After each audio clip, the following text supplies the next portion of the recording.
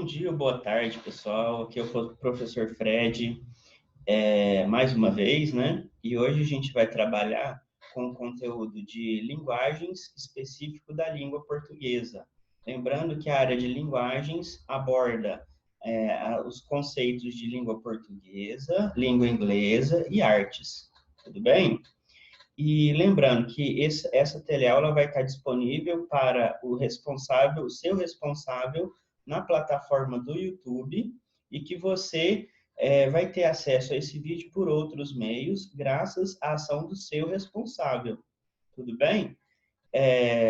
Hoje a gente vai trabalhar a quarta teleaula, certo? Ou seja, é o material do PET da quarta semana. Eu espero que vocês estejam com o material em mãos e a gente vai fazer o básico de atividade de leitura e interpretação textual. Tudo bem? Então, vamos começar. Então, aí no material do PET tem a primeira atividade, que é a tirinha, né? Então, leia o texto abaixo e faça o que se pede. Então, ó, é o Daquiri Caco Galhardo. Batente. Se você não se incomodar, vou checar meus e-mails, comentar um negócio no Facebook, mandar um SMS, atualizar meu blog e dar uma tweetada enquanto tratamos do nosso assunto, ok? Então, olha só, eu acredito que é o marido e a esposa, e eles vão tratar de um assunto que eu acredito seja um assunto importante, mas hoje em dia as pessoas querem fazer tudo ao mesmo tempo agora, né? Então, é essa crítica que está sendo feita, né? A gente, às vezes, não tem tempo para a pessoa que a gente ama, porque a gente está achando que está muito ocupado. E, na verdade, tem algumas coisas que são banalidades, né? Então, a gente deixa, às vezes, uma pessoa querida de lado por causa de banalidades em rede social, em celular, né? Então, essa que é a crítica que está havendo. Pode ver que no afeição, a linguagem não verbal é importante para a gente entender isso. A afeição da esposa não é muito satisfeita, né? E ele fala nem olhando para ela, né? Ele fala olhando para a tela do celular. Então, quer dizer que para ele não está dando importância para o que ela acha que é importante, né? Então, seria basicamente isso que está sendo falado aí nessa tirinha, tá bom? Vamos pro segundo exercício. Na tirinha, há uma forte crítica a um comportamento habitual na sociedade contemporânea. Que crítica é essa? É aquilo que eu estava falando. O rapaz, ele não tem tempo para a esposa, né? Ele tem tempo para banalidades, mas ele não tem tempo para a esposa. E é isso que ela tá reclamando. Ela não tem fala, mas você observa no rosto dela que ela está reclamando. Então, é esse tipo de situação que tem acontecido hoje, graças ao celular, às redes sociais, né? Então, é essa crítica que a tirinha está fazendo. Vamos ver uma resposta possível. Lembrando, pessoal, que essa é uma resposta possível. Não quer dizer que a sua resposta tem que ser igual à minha, tá ok? É uma resposta possível. Talvez você tenha visto alguma coisa que eu não vi, né? Então, a minha resposta está aí só para te orientar, tá bom? Não quer dizer que a sua resposta está errada, tá certo? Então, vamos lá.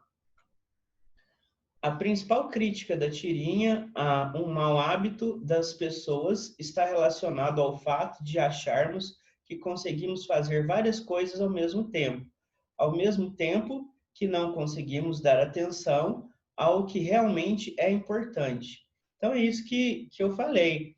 Às vezes, a pessoa que você ama está ali do seu lado. Na verdade, a gente dá importância para uma coisa quando a gente sente falta dela, né?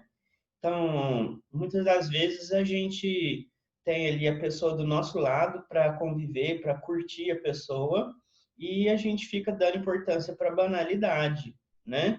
E aí, quando a gente perde aquela pessoa, ou fica afastado daquela pessoa, aí a gente vai sentir falta, né? Na verdade, a gente dá valor para as coisas quando a gente não tem, né? Quando a gente perde. E é coisa simples. Por exemplo, sei lá, você ir se servir no fogão, servir nas panelas na hora do almoço. Muita gente, às vezes, fica debilitada, fica na cama, e essas coisas simples do dia a dia, quando a gente perde, a gente dá valor, né? O simples fato de você ir se servir, não depender de ninguém para servir a comida para você. Isso é uma coisa importante, né? Ou seja, ah, são coisas simples do dia a dia que às vezes a gente não dá valor, a gente perde a oportunidade de curtir com aquela pessoa ou aquela coisa que às vezes é mais importante do que você twittar, né? Você escrever, curtir um vídeo no YouTube, né? Às vezes a pessoa está ali do seu lado, você está curtindo um vídeo no YouTube, né? Então, muitas das vezes o cara está viajando e ele tá preocupado muito mais em tirar selfie e postar no Facebook do que curtir aquela paisagem que ele tá, né? Então, isso aí é uma crítica da nossa realidade, tá bom? Então, vamos continuar. Leia o texto jornalístico abaixo e responda. Então, nós vamos ler uma reportagem agora, tá bom? Então, vamos lá. Nós brasileiros estamos acostumados a ver juras de amor feitas diante de Deus serem quebradas por traição, interesses financeiros e sexuais. Casais se separam como inimigos, quando poderiam ser bons amigos, sem traumas, sem traumas. Bastante interessante a reportagem sobre separação. Mas acho que os advogados consultados, por sua competência, estão acostumados a tratar de grandes separações. Será que a maioria dos leitores da revista tem obras de arte que precisam ser fotografadas antes da separação? Não seria mais útil dar conselhos mais básicos? Não seria interessante mostrar que a separação amigável não interfere no mundo de partilha dos bens? Que seja qual for o tipo de separação, ela não vai prejudicar o direito à pensão dos filhos? Que acordo amigável deve ser assinado com atenção, pois é bastante complicado mudar suas cláusulas. Acho que essas são dicas que podem interessar ao leitor médio. O texto foi publicado em uma revista de grande circulação na seção de carta do leitor. Nele, um dos leitores manifesta-se acerca de uma reportagem publicada na edição anterior. Ao fazer sua argumentação, o autor do texto A. Faz uma síntese do que foi abordado na reportagem? Não exatamente, né? A gente percebe que ele, na verdade, quando a gente tem esse tipo de possibilidade, as revistas fazem isso. Elas dão abertura na edição seguinte para o leitor fazer sua crítica, fazer sua análise da reportagem que ele leu na edição anterior da revista, do jornal. Então, normalmente os jornais e as revistas têm essa seção de carta dos leitores, né? Então, na verdade, ele não faz uma síntese, ele não faz um resumo da reportagem, né? Ele discute os problemas conjugais que conduzem à separação? Não, na verdade, a reportagem que ele leu faz isso, né? Isso fica claro na crítica que ele faz. Ele acha que, pelo que a gente percebeu na crítica dele, que a realidade não é retratada, né? É uma outra realidade que é retratada no caso da separação dos casais, né? Letra C. Aborda a importância dos advogados em processo de separação? Não, ele critica os advogados, né? Os advogados, eles estão em outra realidade. Letra D. Oferece dicas para orientar as pessoas em processo de separação? Não, isso aí é o que teoricamente se faz na reportagem que ele está criticando, né? Letra E. Rebate o enfoque dado ao tema pela reportagem, lançando novas ideias? Basicamente seria isso, né? Esse rebate quer dizer que ele critica, ele contesta alguns aspectos da reportagem, tá ok? Então, a nossa resposta seria a letra E, tá bom? Então, vamos continuar. Questão número 3. Considere as seguintes características. 1. Texto expressionista de subjetividade exacerbada. Subjetividade é, por exemplo, quando você atribui a animais características humanas. Isso não é a realidade. Então, isso que é subjetivo, entendeu? Subjetivo é aquilo que, vamos falar assim, é fantasioso, ou seja, não é real, é subjetivo. A literatura tem muito disso. A gente pode ver isso em crônica jornalista, mas no geral, o texto jornalístico ele não pode ser subjetivo, porque ele tem que ser literal, ele tem que retratar aquilo que o jornalista, a realidade que o jornalista está querendo escrever, tá bom? Número 2, predominância da forma narrativa e humanização do relato. Forma narrativa, vamos falar assim, a gente vai encontrar muito em romance, que eles vão descrevendo uma situação, vão pondo diálogo das personagens, isso que seria uma narrativa. Normalmente, no texto jornalístico, a gente tem muito mais, ele vai muito mais direto ao assunto, né? Ele é direto, ele narra os fatos, mas de uma forma direta, tá bom? Número 3, o texto de natureza impressionista e objetividade dos fatos narrados. O texto jornalístico, que eu falei, ele tem objetividade, tá certo? Então, vamos continuar analisando aí. Número 4, predominância da forma descritiva e desumanização do relato. Então, olha só, isso aí que eu acredito não é característica, principalmente a parte da desumanização, não é característica de texto jornalístico, tá bom? Que vocês vão ver é o foco desse exercício aqui. Número 5, texto literário e alta subjetividade. Ó, lembra que eu falei que o texto jornalístico ele quer ser objetivo, né? E a subjetividade é mais característica da literatura, né? Não que existam, por exemplo, o jornalista, ele pode usar algumas figuras de linguagem quando ele está querendo ser crítico de um fato político, alguma coisa assim, ele pode criar um texto subjetivo, mas porque ele está criticando aquela situação. Ou seja, ele está dando o ponto de vista dele. Mas, na maioria dos casos, o texto jornalístico, ele não usa dessa estratégia subjetiva, né? Ele vai direto aos fatos, tá bom?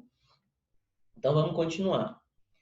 São estabelecidas para o gênero reportagem as características. Então, a gente tem 1 e 3 são reportagem, olha lá, texto expressionista de subjetividade. Não, a número 1 não interessa para a gente. Texto de natureza impressionista e objetividade dos fatos narrados. A número 3 faz mais sentido, a número 1 não, né? Letra B, 2 e 3 apenas. Predominância da forma narrativa e humanização do relato. Humanização do relato até tem uma certa relevância, né? Então, por enquanto, a 2 e a 3 são as que fazem mais sentido. Tá ok? Então, vamos continuar. Letra C, 2, 3 e 4 apenas, né? A 4, predominância da forma descritiva e desumanização do relato. A palavra desumanização tira completamente o texto do que a gente quer, né? Então, a número 4 não é a nossa resposta, tá ok? Letra D, 2, 4 e 5 apenas. Não, 3, 4 e 5 apenas. A 4 e a 5 não fazem nenhum sentido, né?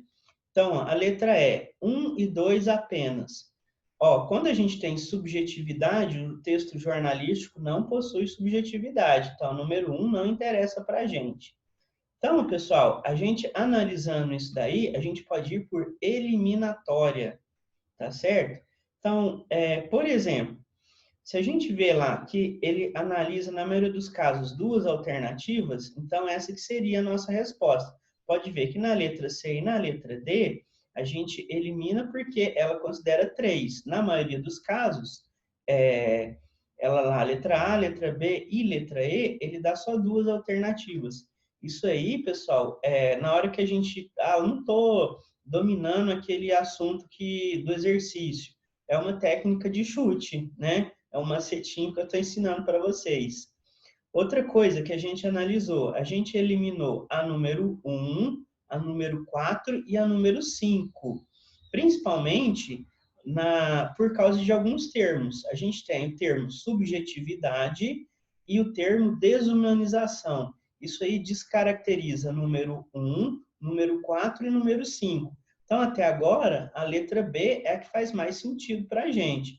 Pode ver que número 2 e número 3 são as que mais se repetem, né? Então, a gente tem 3 aparições na letra B, na letra C e na letra E da número 2, e também tem 4 aparições da número 3, na letra A, na letra B, na letra C e na letra D. Então, a número 3, ela faz sentido ela ser a correta, tá ok?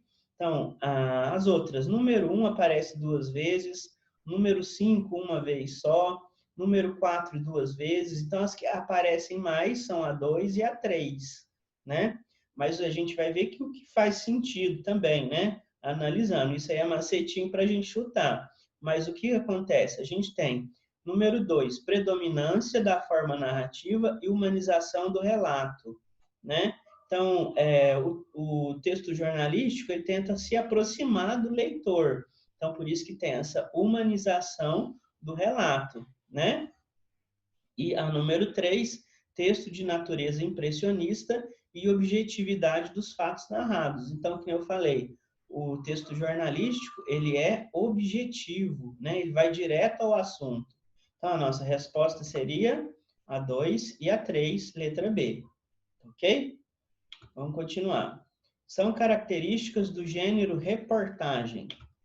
Comunicação utilizada entre pessoas que mantêm algum tipo de relação íntima, cuja linguagem é predominantemente coloquial.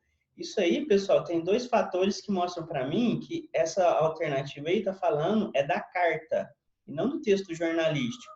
Então, a relação íntima e a linguagem predominantemente coloquial. Isso aí, quando você tem intimidade com o seu pai, com sua mãe, com sua namorada, e você está escrevendo uma carta para eles, você vai escrever o mais próximo que é íntimo deles. Então, linguagem coloquial é o que a gente fala que seria o errado, né? Seria a linguagem do dia a dia. Seria escrever como a gente fala. Isso que é linguagem coloquial.